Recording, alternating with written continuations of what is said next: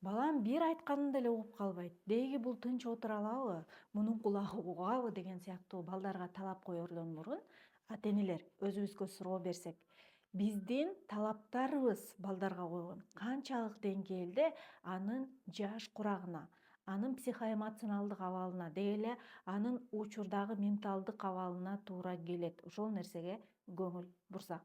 Мисалы кичинекей баланы тынч отуруу, кичинекей баладан физикалык жактан чоңоюп келаткан баладан тынч отурууну талап кылуунун өзү акылсыздык.